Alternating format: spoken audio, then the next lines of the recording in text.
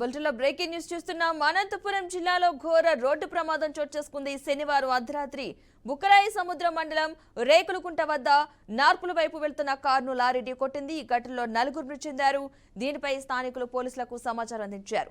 వెంటనే ఘటనా స్థలానికి చేరుకున్న పోలీసులు సహాయక చర్యలు చేపట్టారు. మృతులు అనంతపురం సిండికేట్ నగరానికి చెందినవారిగా గుర్తించారు. మృతదేహాలను పోస్టుమార్టం నిమిత్తం ఆసుపత్రికి తరలించినట్లుగా చెప్పారు.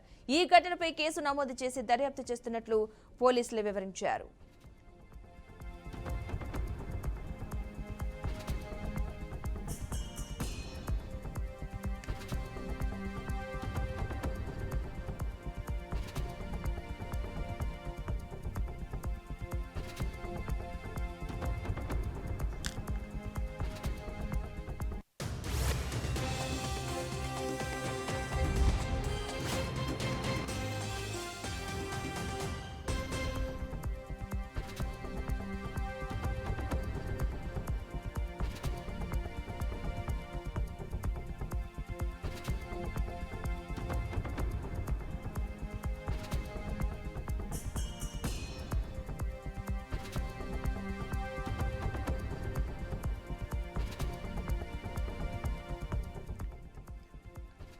అనంతపురం జిల్లాలో ఘోర రోడ్డు ప్రమాదం చోటు చేసుకుంది. శనివారం అర్ధరాత్రి బుక్కరాయి సముద్రం మండలం రేకులకుంట వద్ద నార్పుల వైపు వెళ్తున్న కారును లారీ ఢీకొట్టింది. ఈ ఘటనలో 4 మృతి చెందారు.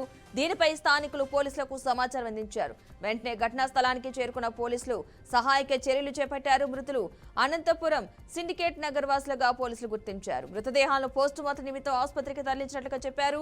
ఇక ఈ ఘటనపై కేసు నమోదు చేసి దర్యాప్తు చేస్తున్నట్లుగా వివరించారు.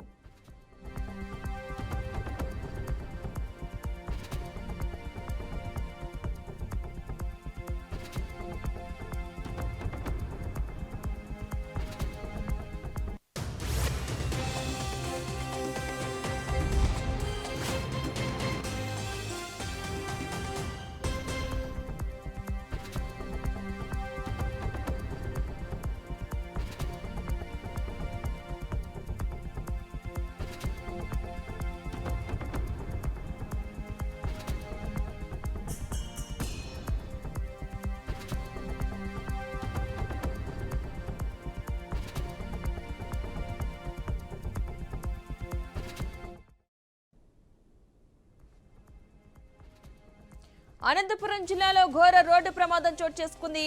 లారీని కారు ఢీకొన్న ఘటనలో 4 మృతి చెందినట్టుగా తెలుస్తోంది. మృతులు అనంతపురం వాసులుగా పోలీసులు అయితే గుర్తించడం జరిగింది. మొత్తంగా బర్త్డే వేడుకలకు వెళ్లి వస్తుండగా ఈ ప్రమాదం చోటు చేసుకున్నట్లుగా అయితే సమాచారం అందుతోంది. ఇక ఇదే అంశానికి సంబంధించిన పూర్తి సమాచారాన్ని మా ప్రతినిధి విజయ్ అందిస్తారు. విజయ్, చెప్పండి, ప్రమాదానికి సంబంధించిన పూర్తి డీటెయిల్స్ ఏంటి అసలు?